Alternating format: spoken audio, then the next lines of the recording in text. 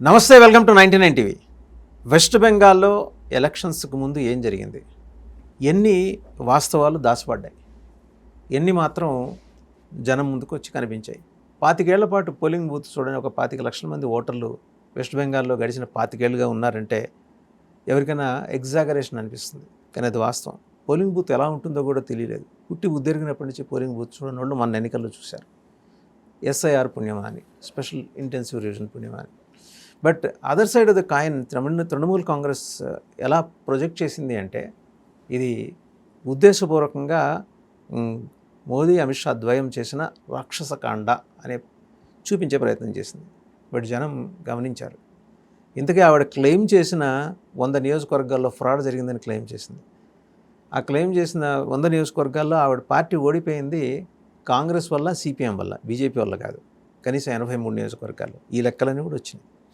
సరే, అసలు ఆ సమయంలో, ఎన్నికల సమయంలో వెస్ట్ బెంగాల్లో పర్యటించిన తెలంగాణ బీజేపీ నాయకులు, హైకోర్టు సీనియర్ న్యాయవాది మనతో పాటు ఉన్నారు గోపాలస్వామి గారు. నమస్తే గోపాలస్వామి గారు. నమస్తే అండి. మీకు విస్తారంగా పరిచయాలు, అక్కడ స్నేహం ఉంది వెస్ట్ బెంగాల్తో ఎప్పటి నుంచి అసోసియేషన్, బికాజ్ మీ ప్రొఫెషన్ కావచ్చు, వ్యక్తిగత పరిచయాలు కావచ్చు.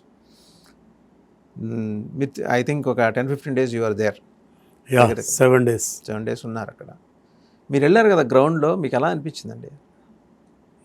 ముందుగా మీకు 99 టీవీ వారికి, యాజమాన్యానికి నమస్కారాలు. చాలా గడ్డు పరిస్థితులు ఉండేవి. ఒక 15 సంవత్సరాల నుంచి మీరు అన్నట్టు ఒక 50% of Hindu population never voted in 15 years. అంటే నేను తిరిగిన ప్లేసులలో వాళ్ళు చెప్పుకోవటము, బాధపడటము, కదిలిస్తే కన్నీరు గారటము, ఇట్లా భయంకరమైన విషయాలు వెలుగులోకి వచ్చినాయి. అయితే నేను ముఖ్యంగా జార్గ్రామ్ అని, ఇది వెస్ట్ మిడ్నీపూర్, ఆ కాన్స్టిట్యున్సీలో లక్ష్మీకాంత్ సాహు అని మంచి పర్సనల్ ఫ్రెండ్. తర్వాత పక్కనే ఖరగ్పూర్ ఐఐటి ఎక్కడైతే ఉందో, ఖరగ్పూర్లో దిలీప్ ఘోష్ గారు, ఇప్పుడు మినిస్టర్ గారు కూడా అయినారు. ఆయన సెకండ్ ఇన్ కమాండ్. ఈయన సువేందు తర్వాత నెంబర్ 2 ఆయన. అయితే అక్కడ ఏంటంటే ఆ 2 కాన్స్టిట్యున్సీలలో 25,000 మంది తెలుగు వాళ్ళు ఉన్నారు. ఓకే, అందుకు కూడా వెళ్ళాల్సి వచ్చింది నేను. ఆయన చెప్పారు నాకు, దిలీప్ ఘోష్ గారు, చాలామంది తెలుగు వాళ్ళు ఉన్నారు, టమిలియన్స్ కూడా ఉన్నారు, ఒకసారి వీలుంటే రండి అని అంటే ఆయన చెప్తే వెళ్ళాను నేను.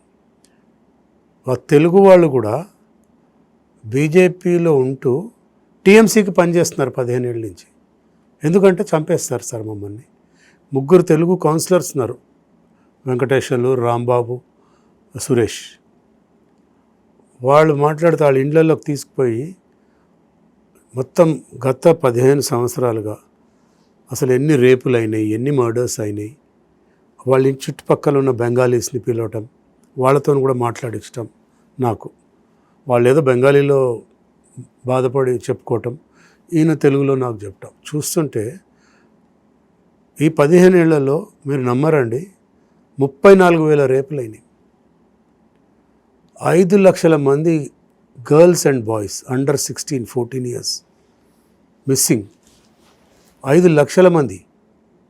తర్వాత ఇక దొమ్మీలు, దోపిడీలు, తగాదాలు, కట్ మనీ, అసలు హిందూ అయితే చాలు కొట్టడం. ఇట్లా ఎస్పెషల్లీ ఇదే కాకుండా ఎలక్షన్ వస్తే ఒక పోలింగ్ బూత్లో ఒక 800 ఓట్లు ఉంటే 300 హిందువులే, మిగతా 600-800 ముస్లిమ్స్ ఉంటే, ఈ హిందువులు ఎప్పుడు కూడా ఓటు వేయలేదండి 15 ఏళ్ల నుంచి.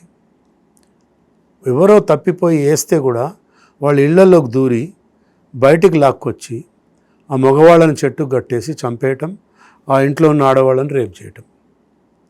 ఇదంతా ఫాల్టా, డైమండ్ హార్బర్, సందేశ్ ఖాళీ, నోవాఖాళీ, 24 పర్గనాస్, సౌత్ అండ్ నార్త్, ఈ సౌత్ అండ్ నార్త్, ఈ మొత్తం 5 పార్లమెంట్ సెగ్మెంట్స్ అనుకోండి.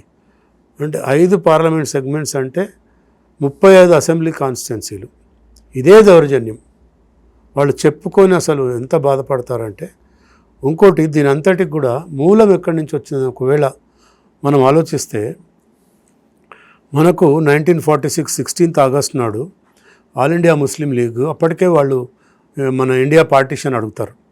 మాకు సెపరేట్ పాకిస్తాన్ చేయండి, లేకపోతే మేము ఒప్పుకోమన్నప్పుడు అయితే అంతకుముందు కాన్స్టిట్యూంట్ అసెంబ్లీలో 1940లో ముస్లిం సీట్లు, రిజర్వ్డ్ సీట్లు ఉండేవి. 1940 నేషనల్ అసెంబ్లీ ఎలక్షన్స్లో 1555 మొత్తం సీట్లు అయితే 459 సీట్లు ముస్లిం లీగ్ గెలుస్తుంది 1940లో. అక్కడి నుంచే బీజం పడుతుంది, ఓహో మనం ముస్లిమ్స్ అంతా సంఘటితంగా ఉంటే మనకు సెపరేట్ ఒక నేషన్ కావాలా అని ముస్లిం లీగ్ నుంచి మహమ్మద్ అలీ జిన్నా అడుగుతాడు. అడిగినప్పుడు అయితే గాంధీ గారు, నెహ్రూ గారు వీళ్ళంతా రెండోసారి ఆలోచించండి అది ఇది అంటే కూడా వినడు. అప్పుడు మహమ్మద్ అలీ జిన్నా అంటాడు, either you divide India or we destroy India. These are the words used by Muhammad Ali Jinnah. అప్పుడు ఏం చేస్తారంటే డైరెక్ట్ యాక్షన్ డే అనౌన్స్ చేస్తారు మసీద్లలో. అప్పుడు కల్కటా మేయర్ వచ్చేసి సౌరావర్ది అని ముస్లిం, వాడు రిచ్ ఫెలో అండ్ బ్రిటిష్ ఇండియాలో బాగా పేరు సంపాదించాడు, rich fellow. But is again అదే మదర్సా చాప్, మదర్సాలో చదువుకోవటం, మసీదుల్లో నమాజులు, ఇట్లాంటి వ్యక్తిత్వం ఉన్న వ్యక్తి చంపండి మీరు హిందువులను అంటే 72 hours మెసాకర్, అంటే జెనసైడ్, హిందూ జెనసైడ్. 1,00,000 మందిని చంపుతారు 72 hours. 72 hours మీరు చెప్పేది అవిభక్త బెంగాల్. అవిభక్త బెంగాల్. అప్పుడు ఈస్ట్ బెంగాల్, వెస్ట్ బెంగాల్ అన్నీ కలిసే ఉండేవి కదా, కలిసే ఉండేవి. అయితే వీళ్ళకి ఏంటంటే easy access for east Bengal, Bangladesh. అక్కడి నుంచి ముస్లిమ్స్ రావటము, చంపటము, వెళ్ళిపోవటము. మెయిన్గా జరిగిన నరభేదం అంతా కూడా నోవాఖాళీలో జరిగింది. జరిగినప్పుడు అక్కడ ఢిల్లీ నుంచి గాంధీ గారిని పంపిస్తారు నెహ్రూ గారు. గాంధీ గారు వెళ్ళి, అంటే వెళ్ళక ముందు ఆయన ఏం చేస్తాడు, ఆచార్య జేబీ కృపలాని, సుచేత కృపలాని భార్యాభర్తలు ఇద్దరిని, వాళ్ళు అప్పటికే స్వాతంత్ర సమరంలో పోరాటం చేసిన ఉన్నవాళ్ళు, వాళ్ళు వెళ్తారు అక్కడికి. వెళ్ళినప్పుడు గాంధీ గారు, మీరు ముస్లిం క్యాంప్స్కి వెళ్ళమంటే హిందూ క్యాంప్స్కి ఎందుకు వెళ్తారు అని అభ్యంతర పెడతారు. ఆయన అంటాడు, అదేంటి మీరు ఇంతమంది హిందువులు ఎక్కువ మంది చనిపోయినారు, హిందువుల క్యాంపులోకి వెళ్తే తప్పేంటని అడిగితే 2-3 రోజుల తర్వాత గాంధీ గారు వెళ్తాడు నోవాఖాళీకి. వెళ్ళినప్పుడు అక్కడంతా హిందూ క్యాంప్స్లో ప్రేయర్సు, శాంతి ప్రవచనాలు 2 వర్గాలకి అప్పీల్ చేస్తాడు గాంధీ గారు. మీరు ఇట్లా పోరాటం చేయకండి, కొట్లాడుకోకండి, కలిసిమెలిసి ఉండండి, అన్నదమ్ములాగా ఉండండి, భాయిచారా నిభావ అని ఏదో చెప్తే ఒక ఆయన లేచి అడుగుతాడు, అదేంటి గాంధీ గారు, మీరు మన మహిళలందరినీ రేపు చేస్తున్నారు, మీరేమో పట్టించుకోవట్లేదు అని అంటే, అయితే గాంధీ గారిని అడుగుతారు, అదేంటండి మీరు మన హిందూ మహిళలని విచ్చలవిడిగా రేపులు చేస్తున్నారు, కొన్ని వేల మంది స్త్రీలను చంపేశారు అని అంటే, గాంధీ గారు ఏమి అడ్వైజ్ ఇస్తాడంటే, మహిళలు రేపు గనక తప్పదు అనుకున్నప్పుడు మీరు ప్రాణత్యాగం చేయండి, ఎట్లా ప్రాణత్యాగం చేయాలో కూడా చూపిస్తాడు. ఈ నాలిక బయట పెట్టి పళ్ళ కింద కొరుక్కొని మీరు చనిపోండి అని చెప్పి అడ్వైజ్ ఇస్తారు. అసలు అందరూ హిందువులు ఆశ్చర్యపోతారు, ఇదేం అడ్వైజు, ఎవరైనా వాళ్ళని ఆపాలా లేకపోతే పోలీసుని పిలవాలా, యాక్షన్ తీసుకోవాలా, ఇట్లాంటి సజెషన్ కాకుండా మీరు నాలిక కొరుక్కొని చచ్చిపోండి అని అంటే వాళ్ళు బాగా వ్యతిరేకిస్తారు, స్లోగన్స్ ఇస్తారు, గాంధీ డౌన్ డౌన్ అని. నెక్స్ట్ డే మళ్ళీ వస్తాడు గాంధీ గారు, శాంతి ఉపదేశాలు చెప్తుంటే అందరు ఏమనుకుంటారంటే ఈయన ఏదో మారుస్తాడేమో, ఈ పద్ధతిని ఎదిరించండి అని చెప్తాడేమో అనుకొని హిందువులు అనుకుంటే, ఆయన వచ్చి ఏం చెప్తాడు, 2 డాక్టర్ల పేరు చెప్తాడు, ఒక ఆయన భట్టాచార్య, ఇంకొక ఆయన బందోపాధ్యాయ పేర్లు చెప్పి, వాళ్ళు ఈజీ మెథడ్ టు డై మన లేడీస్కి చెప్పారు, మీరేం లేదు ఒక క్యాప్సిల్, విషం ఉన్న క్యాప్సిల్ పెట్టుకోండి, వాళ్ళు రేప్ చేయడానికి రాగానే మీరు తినేయండి అని. What is this? Mahatma Gandhi ఎందుకు బిరుదు ఇచ్చారు నాకు అర్థం కాలేదు. ఇదన్నీ చదువుతుంటే మైండ్ బ్లాక్ అయిందండి. మీరు క్యాప్సిల్ తీసుకొని చనిపోండి అని మహిళలకు చెప్తే ఇక ఇంతేనా గాంధీ గారి ప్రవచనము? సో అప్పుడు ఏమవుతుంది, గోపాల్ పాఠా అని ఆయన తిరగబడతాడు. Is a Brahmin by caste, but ఈ మేకతోలు మాంసము అంతా తీసి కట్ చేసి అమ్ముతుంటాడు, వృత్తి అది, ప్రొఫెషన్ అది. But by birth is a Brahmin. అతను అందరు హిందువులను ఏకం చేసి తిరగబడండి అని చెప్పి చంపితే, అప్పుడు 4,000 మందిని ముస్లిమ్స్ని రివోల్ట్ అయి చంపితే, అప్పుడు గాంధీ గారు వెళ్ళి మళ్ళా ముస్లిం పక్షమే తీసుకుంటాడు కానీ ఆయన హిందువుల పక్షం తీసుకోడు. సో ఇది back drop of Muslim legacy to kill Hindus. అంటే అప్పటి నుంచి 1946 నుంచి ముస్లిం లీగ్, జిన్నా, గాంధీ గారి సపోర్ట్తోని హిందువులను చంపటం అక్కడి నుంచి స్టార్ట్ అయింది. ఇప్పటికీ సందేశ్ ఖలీలో, నోవా ఖలీలో, ఫాల్టాలో, జహాంగీర్పూర్లో, బీర్భూమ్లో ఇట్లాంటి ప్లేసెస్ ఎక్కడన్నా చూడండి. నదియా డిస్ట్రిక్ట్లో కూడా ఉంది కదా, నడియాడు ఉంది, చాలా ఉన్నాయి అట్లా. అసలు పేరు నేను కొన్ని అయితే మర్చిపోయాను. బట్ ఏ జిల్లాకు పోయినా ముఖ్యంగా South Pargana is closer to Bangladesh. అటు కొన్ని ఊర్లలోకి గోడ కూడా అడ్డం లేదండి. అటు పోతారు, ఇటు వస్తారు. క్యాజువల్ మన ఏదో బాత్రూంలోకి పోయి వచ్చినట్టు పోతుంటారు. అక్కడ దాకా వెళ్దాం అనుకున్నా, ఈయన ఆపారు మా దిలీప్ ఘోష్ గారు, డోంట్ గో, చాలా డేంజరస్ ప్లేస్ అది. వాళ్ళు అటు పోతే హిందూ అని తెలిస్తే అక్కడే కట్ చేసి నీ కిడ్నీలు కూడా అమ్మేస్తారు, డోంట్ గో దేర్. అదొకటి. తర్వాత సిలిగుడి, ఏదైతే చికెన్ నెక్ మనం మాట్లాడుతుంటామో ఆ చికెన్ నెక్ కూడా అంతే. ఆ సుందర్బన్ అడవులు, సిలిగుడి అడవులకు పోతే జస్ట్ ఇట్లా క్రాస్ చేస్తే బార్డర్ బంగ్లాదేశ్ వస్తుంది. అక్కడంతా థగ్స్, గుండాగాళ్ళు, రౌడీ ఎలిమెంట్స్, వీళ్ళందరినీ పెంచి పోషించింది ఎవరు అంటే మమతా బెనర్జీ, అభిషేక్ బెనర్జీ. అభిషేక్ బెనర్జీకి కొన్ని వేల మంది సైన్యం, ప్రైవేట్ సెక్యూరిటీ, గుండాగాళ్ళిగా. ఇప్పుడు ఫాల్టాలో ఏదైతే బై ఎలక్షన్ అవుతుందో, రీఎలక్షన్ అవుతుందో, వాడు జహంగీర్ ఖాన్ ఓపెన్గా చెప్తాడు, I'm from Bangladesh, I'm a citizen of Bangladesh, but I'm winnowing here for third time. అంటే బంగ్లాదేశ్ సిటిజన్ వచ్చి అసెంబ్లీకి పోటీ చేస్తే ఆపేవాళ్ళు లేరు వాడిని. అండ్ సోకాల్డ్ సెక్యులర్ పార్టీలు, కమ్యూనిస్టులు, కాంగ్రెస్ వాళ్ళు ఈ మమతా బెనర్జీకి సపోర్ట్ చేస్తారు. ఎందుకంటే భయపడి. వీళ్ళేం లేదు, ఒకటే దౌర్జన్యం. 25-30 ఏళ్ళు కమ్యూనిస్టులు చేశారు, ఈమెను కూడా విపరీతంగా కొట్టారు ఒకప్పుడు. ఆమె అదే పాఠం చదువుకొని వాళ్ళని కొట్టి ఈమె పైకి వచ్చింది. అయితే ఈమె చేసేది ఏంటంటే దుర్మార్గాలు, దౌర్జన్యాలు. ఎన్నన్నా రేపులు చేయండి, మర్డర్లు చేయండి, నేను పట్టించుకోను. ముస్లిం పాపులేషన్ అట్నుంచి రండి, ఇక్కడ మీకు ఆధార్ కార్డు ఇస్తాను, రేషన్ కార్డు ఇస్తాను, సిటిజన్షిప్ ఇస్తాము, మీకు ఓట్లు వస్తాయి. That way I will become a chief minister for permanent, for ever. అంటే నేను బతుకున్నంత కాలం నేనే ముఖ్యం. ఆవిడ తర్వాత అభిషేక్ బెనర్జీ, అభిషేక్ ఆమె తర్వాత Abhishek Banerjee legacy he will start. అంతేందుకండి, అమిత్ షా గారిని వాడు ఏమంటాడు అభిషేక్ బెనర్జీ, तुम 4 मई को रिजल्ट है, 4 मई के शाम में 6 बजे बंगाल में रह के दिखाओ, अमित शाह हमारा तड़ाका क्या है दिखाएंगे. అరే ఒక దేశ హోమ్ మినిస్టర్ని పట్టుకున్నంత ఓపెన్ ఛాలెంజ్ చేస్తున్నాడు. అభిషేక్ బెనర్జీ ఆరిజిన్ ఏంటంటే నిజంగా వెస్ట్ బెంగాలేనా? యాక్చువల్ అక్కడ చెప్పటం ఏంటంటే ఆమె is a Muslim, Bengali Muslim, East Bengal నుంచి వచ్చి బతకటానికి వచ్చిన Muslim Mamata Begum. He'd also a Muslim. ఈ both will go for namaz. Everyday namaz పోతారు వాళ్ళు. ఫ్రైడే దర్గాలకి, మసీద్లకు పోతారు. They call her as a Mamata Begum in Bengal. ఆవిడ ఇది చూస్తే వాళ్ళ తల్లిదండ్రులు సుమిత్ర, తర్వాత పేర్లు కూడా ఉన్నాయి అక్కడ. పెట్టుకున్నారు, ఏముంది, ఆధార్ కార్డులో రాసుకుంటే తండ్రి పేరు ఎవడు అడిగాడు. కొన్ని లక్షల కార్డులు దొరుకుతాయి వాళ్ళ ఇంట్లో.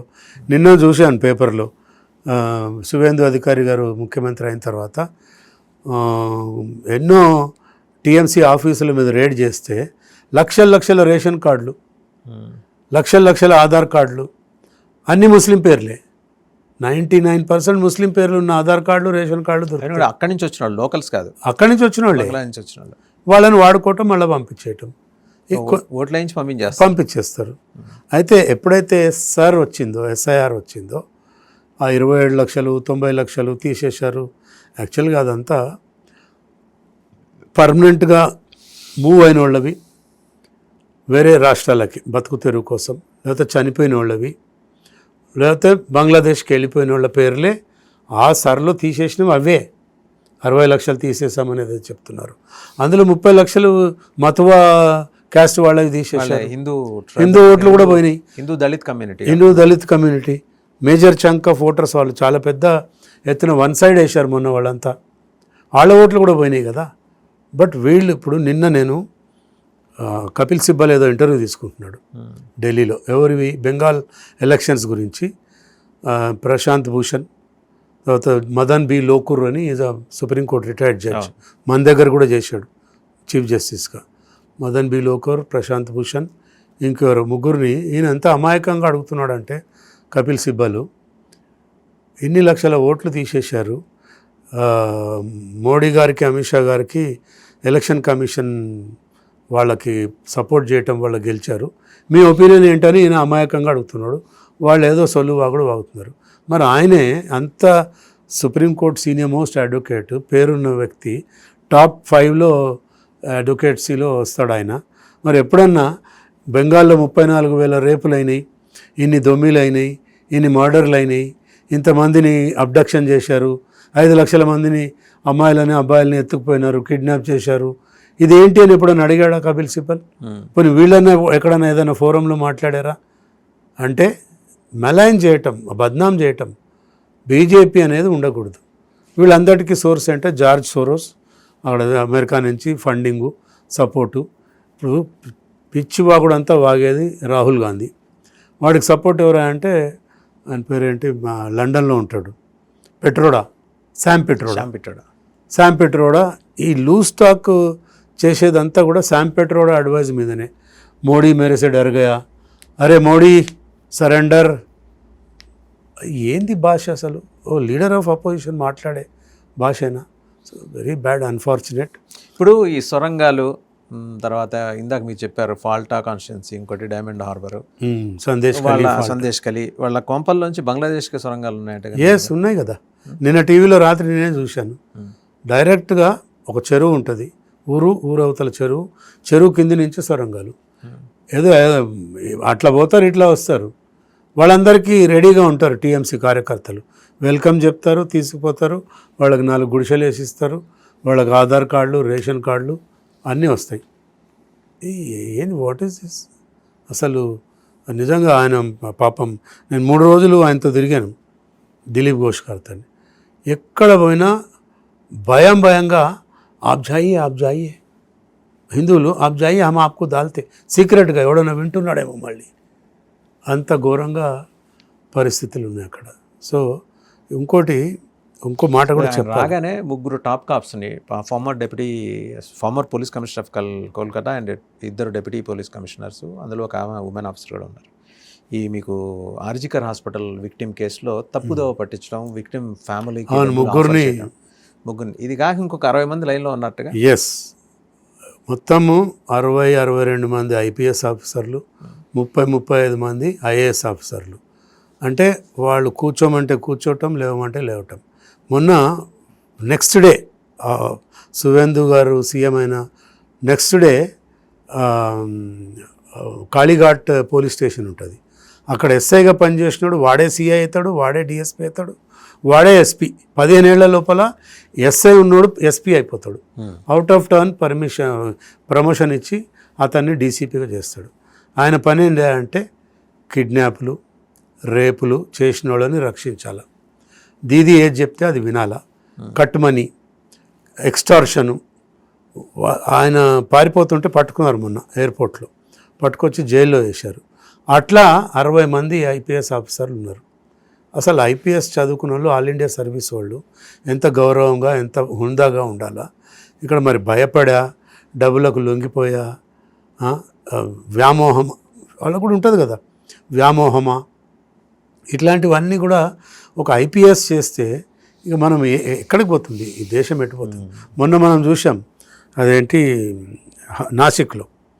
నాసిక్లో హైలీ ఎడ్యుకేటెడ్ ముస్లిమ్స్ వాళ్ళంతా లవ్ జిహాద్ పేరు మీద ఆమె నిన్న నిదా ఖాన్ని పట్టుకున్నారు, చూసింటారు మీరు కూడా. నిదా ఖాన్ ల్యాప్టాప్ ఓపెన్ చేస్తే 136 రాడికల్ గ్రూప్స్తోని డైరెక్ట్ ఆమెకి కాంటాక్ట్స్ ఉన్నాయి. And online classes how to convert, ఇది ఎక్కడ జరుగుతుంది? టీసీఎస్ కార్పొరేట్ ఆఫీస్ లోపల. About which TCS was not aware. వాళ్ళకి తెలియదు, హెడ్ క్వార్టర్స్కి తెలియదు. టీసీఎస్ ఆఫీస్లో కూర్చొని వాడు అక్కడ పాకిస్తాన్ నుంచి రాడికల్ గ్రూప్స్ వీళ్ళకి ట్రైన్ చేస్తుంటే ఈ పోరగాళ్ళంతా ట్రైనింగ్ అయిపోయి అమ్మాయిలను ఎట్లా పటాయించాలా, ఎట్లా వీళ్ళని గ్రిప్లోకి తీసుకోవాలా, కన్వర్షన్ ఎట్లా చేయాలా.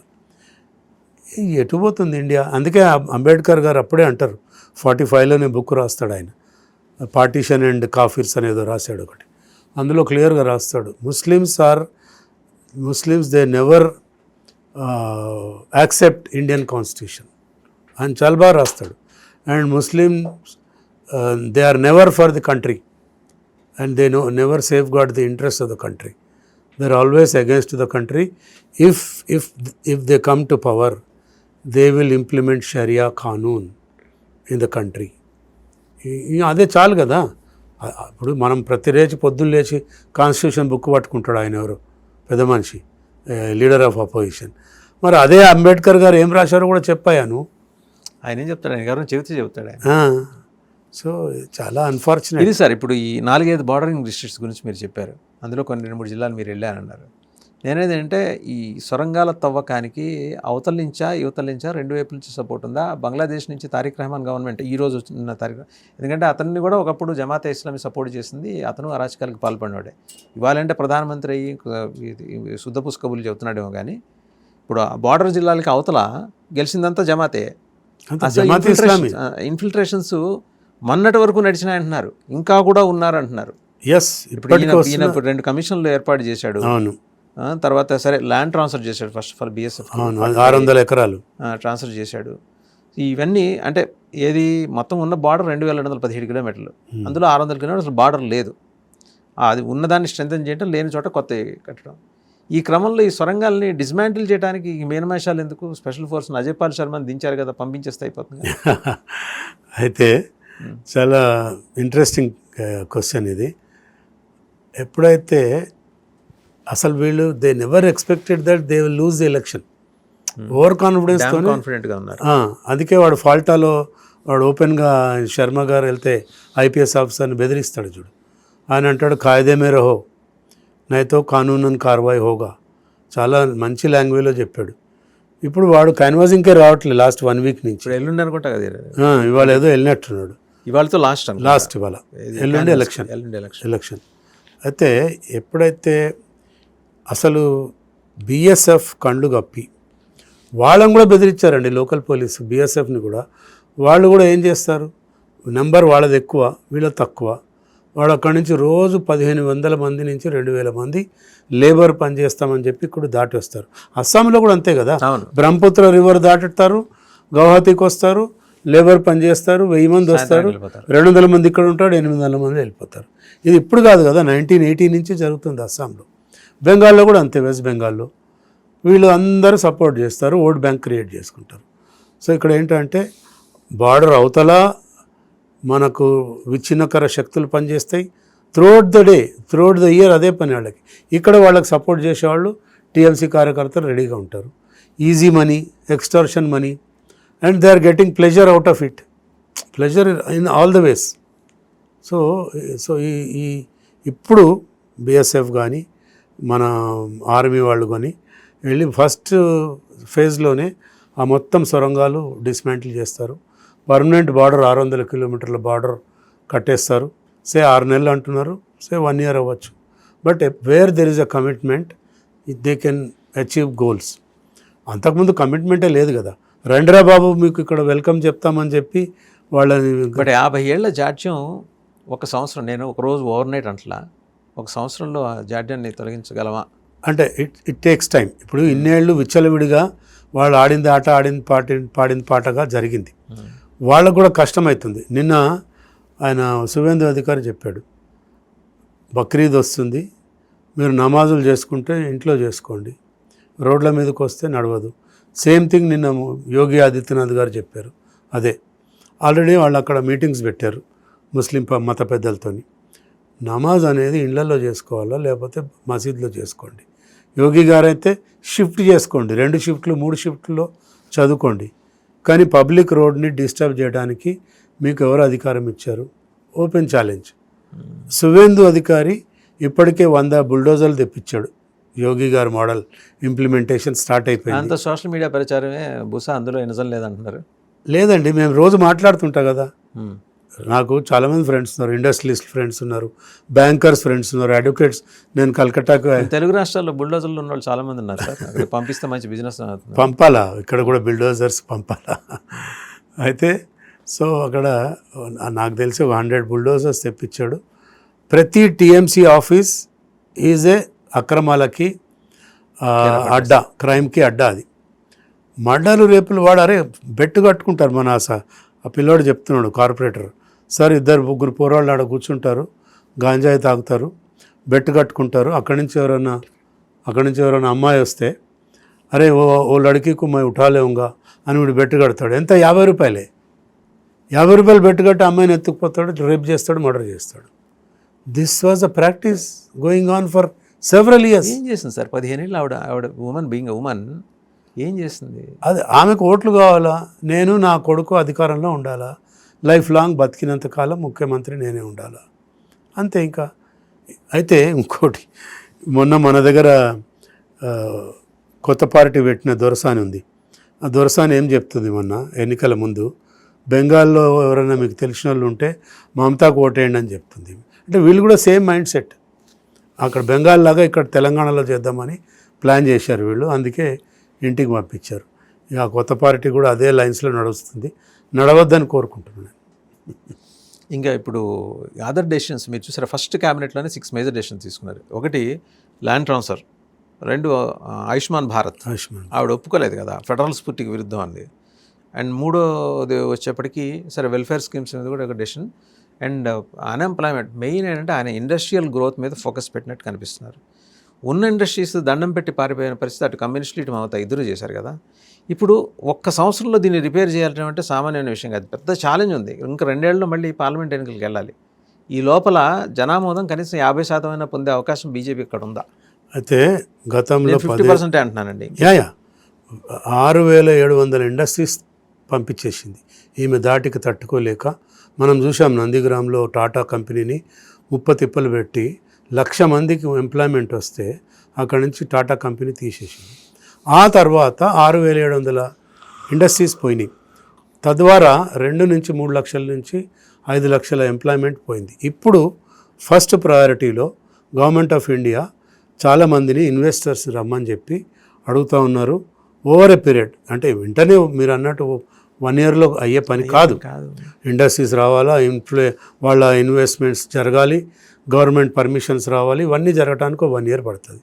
నెక్స్ట్ 1 ఇయర్ లోపల ఆల్ ఇండస్ట్రీస్ విల్ స్టార్ట్. దాదాపు నాకు తెలిసి వాళ్ళ అంచనా ప్రకారం 10 నుంచి 15 లక్షల మందికి ఉద్యోగాలు ఇవ్వాలి ప్రైవేట్ సెక్టర్లో అనేది లక్ష్యంగా పెట్టుకున్నారు. మొండిగా పోతున్నాడు సువేందు అధికారి. వాళ్ళ క్యాబినెట్ కూర్పు కూడా బాగుంది. మోడీ గారు సపోర్టు, ఆర్థికంగా ఇండస్ట్రియలిస్టులను పిలవటము, ఫారిన్ డైరెక్ట్ ఇన్వెస్ట్మెంట్ కూడా, ఫార్మా కంపెనీలు, ఐటీ కంపెనీ అన్నీ పోయినాయి కదా. అక్కడ ఏం లేవు, ఐటీ కంపెనీ లేదు, ఫార్మా కంపెనీ లేదు, ఇండస్ట్రీస్ లేవు, స్మాల్ స్కేల్ ఇండస్ట్రీ లేదు, లార్జ్ స్కేల్ ఇండస్ట్రీ లేదు, ఏమీ లేదు. ఆవిడ మొన్న రవీంద్రనాథ్ ఠాగూర్ గారి జయంతి సందర్భంగా మాట అందండి, మాట్లాడుతూ మనకిప్పుడు బీజేపీకి ఎదురంగా పోరాటానికి కేవలం మార్క్సిస్ట్ ఐడియాలజీ కాదు, ఈ అల్ట్రా నక్సల్ గ్రూపులు కూడా మనతో కలిసి పనిచేయాలని మాట్లాడింది ఆవిడ. అంటే ఆల్రెడీ ఇంకా మావోయిస్టు అవశేషాలు ఉన్నాయి ఇంకా అక్కడ. ఆవిడ ఒక అప్పీల్ చేసింది, ఏమని, మనందరం బీజేపీ గవర్నమెంట్కి వ్యతిరేకంగా కలిసి పనిచేయకపోతే ఈ కష్టం, అందుకని ఇప్పుడు అల్ట్రా నక్సలైట్ గ్రూప్స్ కూడా ఇన్వైట్ చేసింది ఆవిడ. ఏదో అల్టీరియర్ మోటివ్ ఉంటుంది ఆమెకి. అన్లెస్ అల్టీరియర్ మోటివ్ లేనిది ఆమె ఏ మాట కూడా అనదు. ఒకటిసారి పోనీ ఆమెకి ఫండింగ్ వస్తుంది అనుకుంటే, బంగ్లాదేశే బికార్ దేశం, వాళ్ళ దగ్గరే పైసలు లేవు, వాళ్ళు ఎందుకు ఫండ్ చేస్తారు? ఎవరికి? మమతా బెనర్జీకి. ఇంకెక్కడి నుంచి వస్తుంది ఆవిడకి ఫండింగ్? ఇప్పటిదాకా సంపాదించినవి ఉన్నాయి కదా, లక్షల కోట్లు సంపాదించారు వాళ్ళు. భూములు అమ్ముకున్నారు, ఇండస్ట్రీలు అమ్ముకున్నారు, అసలు బ్యాంకులను ముంచారు, కోట్ల రూపాయలు ముంచారు. ఆ సహారా ఇండియా వాడు ఒక్కడి దగ్గర 25,000 కోట్లు తీసుకున్నారు. శారదా స్కామ్ 1,00,000 కోట్లు స్కాములు చెప్పుకుంటూ పోతే, ఆ శారదా స్కామ్ డబ్బులే బంగ్లాదేశ్ వెళ్ళి అక్కడి నుంచి మళ్ళీ ఇటు వెనక్కి వచ్చినాయి ఎన్నికల్లో ఖర్చు పెట్టడానికి. సో ఎన్ని చేసి వీటన్నిటి మీద ప్రోబ్ ఖచ్చితంగా నడుస్తుందిగా. ఏదండి? వీటన్నిటి మీద ప్రోబ్ ఖచ్చితంగా నడుస్తుంది. 100%. ఆల్రెడీ ఎంక్వైరీ స్టార్ట్ అయింది. కొన్నిటి మీద ఎంక్వైరీ ఆఫీసర్స్ని వేశారు, కొన్నిటి మీద స్పెషల్ ఆఫీసర్స్ని నామినేట్ చేస్తున్నారు. ఇంకా కొన్నిటికేమో తర్వాత ఇంకోటి మోస్ట్ ఇంపార్టెంట్, ఆమె మమతా బెనర్జీ సీఎం కాగానే సిబిఐ జనరల్ డినయల్ క్లాజ్ ఒకటి పెట్టుకుంది. అవును, without hour permission CBI enter కాకూడదని. ఇప్పుడు రాగానే ఆయన జనరల్ డినయల్ క్లాస్ తీసేశాడు ఆయన. ఎందుకంటే ఢిల్లీ పోలీస్ ఎస్టాబ్లిష్మెంట్ యాక్ట్ ప్రకారము ఉంది. సిబిఐ ఉంటుంది. సో సిబిఐ ఏదైనా రాష్ట్రానికి పోవాలంటే డైరెక్ట్ పోలేదు. సో వీళ్ళు జనరల్ డినయల్ క్లాస్ పెట్టారు కాబట్టి ఇప్పుడు రాగానే అది ఎత్తేసాడు. ఆయన ఏ కేసు ఉన్నా కూడా సిబిఐని ఆయన పిలవచ్చు, పిలిచి ఎంక్వైరీ చేయమని అనవచ్చు. బట్ అదే ఏంటది ఈడీకి లేదు ఆ restriction. ED can come any time anywhere, but సిబిఐకి మటుకు ఆ రిస్ట్రిక్షన్ ఉంటుంది. So ED already started. వాడెవడో ఖదీర్ ఖాన్ అని ఇంట్లో రేడ్ చేస్తే కిందంతా బంగారం, మంచాలు, పల్లకీలు అన్నీ దొరికినాయి. ఇట్లా అంటే ఒక ఆఫ్టర్ ఆల్ ఒక పరిషత్ అంటే జిల్లా పరిషత్ కౌన్సిలర్ కార్పొరేటర్ దగ్గరనే బంగారు మంచాలు అవి ఉన్నాయంటే మరి ఆ లెవెల్లో 15 ఏళ్ళు అభిషేక్ బెనర్జీ, మమతా బెనర్జీ ఎన్ని లక్షల కోట్లు తినేసి ఉంటారు. ఢిల్లీ నుంచి పోయిన ప్రతి రూపాయి అక్కడ ఎవరికి పంచలే, 15% పంచారు, 85% తినేశారు. సో అది వాళ్ళంతా పాపం. సో ఓవరాల్గా మీ బెంగాల్ టూర్ తర్వాత what exactly you have noticed అండి, అబ్జర్వ్డ్ ఫైనల్గా? అంటే బెంగాల్ టూర్ తర్వాత మీరు నోటీస్ చేసింది ఏమన్నా జనం మార్పు వస్తుంది అనే భావనలో ఉన్నారా? 2-3 మార్పులు చూశానండి. ఒకటేమో అసన్సోల్లో 15 సంవత్సరాల తర్వాత అమ్మవారి గుడి తెరిచారు. రెండోది ఎక్కడ పోయినా బొట్టు పెట్టుకొని గర్వంగా యస్ హమ్ హిందూ హై అని చెప్పి ఓపెన్గా తిరుగుతున్నారు. రాత్రిపూట కూడా మహిళలు బయటికి వెళ్ళటం, కూరగాయలు కొనుక్కొచ్చుకోవటం, ఏది ఉంటే అది అవసరాలు తీర్చుకుంటున్నారు. నార్మల్సీ రిస్టోర్ అయిందా ఆల్మోస్ట్. ఇంకోటి నిన్న చూశాను నేను, ఒక నైట్ క్లబ్లో బాయ్స్ అండ్ గర్ల్స్ డ్యాన్స్ చేసుకుంటూ ఒక పాట పాడుతున్నారు, మమతా దీదీ గై జై శ్రీరామ్ ఆయే అని చెప్పి. అంటే ఒక నైట్ క్లబ్లో వాళ్ళు చెప్పుకుంటున్నారు గర్ల్స్ డ్యాన్స్ చేస్తూ, ఏమని మేము మొన్నటిదాకా బార్కే రాలేకపోయినాము, ఇప్పుడు హాయిగా వచ్చి ఇక్కడ ఎంజాయ్ చేస్తున్నాము, జై శ్రీరామ్. నైట్ క్లబ్లలో జై శ్రీరామ్ అంటున్నారంటే మీరు ఆలోచించుకోండి. సో అంత వాళ్ళకి స్వాతంత్రం దొరికినట్టే ఫీల్ అవుతున్నారు. ఎనీవే డెఫినెట్గా రాబోయే ఎక్కువ లేదండి, నెక్స్ట్ పార్లమెంట్ లోపల you will see changes. Okay, 100%. Thank you Gopalaswamy garu, thank you very much. So చూసాం కదా, అంటే వ్యక్తిగత స్థాయిలో ఆయనకున్న స్నేహితులు కావచ్చు, సన్నిహితులు కావచ్చు, అలాగే అక్కడ ప్రొఫెషనల్ రీత్యా ఆయనకు ఏర్పడిన రిలేషన్స్, దాని మీద వారం 10 రోజులు he was there in West Bengal. ఏం జరిగిందో ప్రత్యేకంగా 4-5 జిల్లాలు, ఈ సందేశ్ ఖలీ, నోవాఖలీ, ఇంకా పరగనా 24 పరగనా డిస్ట్రిక్ట్స్, నదియా, సొరంగాలు కొన్ని రోజుల్లో వాటిని ధ్వంసం చేయడం అనేది మొదలైంది. ఆల్రెడీ కొన్ని ధ్వంసం అయినాయి, పూర్తి స్థాయిలో కొన్ని రోజుల్లో ధ్వంసం అయిపోతాయి. అండ్ 25 ఏళ్ళుగా పోలింగ్ బూత్ మొహం చూడని వాళ్ళు ఫస్ట్ టైం పోలింగ్ బూత్కి రావటం, ఓటీలా వేయచ్చు అని తెలుసుకోవటం, ఇది కూడా ఎస్టానిషింగ్ ఫ్యాక్టే. ఎదురు తిరిగి మాట్లాడిన వాళ్ళని చెట్లకు కట్టేసి వాళ్ళ కళ్ళ ముందే వాళ్ళ ఇంటి ఆడవాళ్ళని రేప్ చేసిన సంఘటనల గురించి కూడా వాళ్ళు స్వయంగా చెప్తే ఈయన విన్నారు. ఇదేదో మనం పేపర్లో చదివో లేకపోతే టీవీలో ఎవరైనా చెబుతుంటే చూసే కాదు. He was there physically and he's witness that as a senior advocate. So ఇది 50 ఏళ్ల పాటు బెంగాల్లో జరిగింది. దాన్ని తుడిచేసే ఒక సుపరిపాలన అందించే ఉద్దేశంతో సువేందు అధికారి వచ్చారు. ఆయన సింగిల్, సో 24/7 మోదీ యోగి మాదిరి ఆయన కూడా కూర్చోగలరు, బ్రహ్మచారి ఆయన. ఆ రోజు ఆయన ప్రమాణ స్వీకారం వాళ్ళ తల్లిదండ్రులు రాలా. ఈ శాంతికుంజ్ అని వాళ్ళ ఇల్లు ఒక యాన్సెస్టర్స్ హౌస్ వెస్ట్ మిడ్నాపూర్లో, ఆమె అక్కడ ఇంటికి వచ్చే అతిథుల కోసం పాన్లు కడుతూ కూర్చుంది. ఒక సామాన్య మధ్యతరగతి గృహిణిలాగానే ఉంది. ఆయన ఒక పడకుర్చీలో కూర్చొని వాళ్ళ అబ్బాయి ప్రమాణ స్వీకారం చూస్తున్నారు. అది ఆ రాష్ట్ర ముఖ్యమంత్రి తల్లిదండ్రులు నివసించే ఇల్లు, వాళ్ళ సింప్లిసిటీ. వీటి నుంచి చూసి నేర్చుకోవాల్సినవి ప్రత్యేకించి మన తెలుగు రాష్ట్రాల్లో, దక్షిణాదిలో చాలా ఉంది. చూద్దాం ఏం జరుగుతుందో.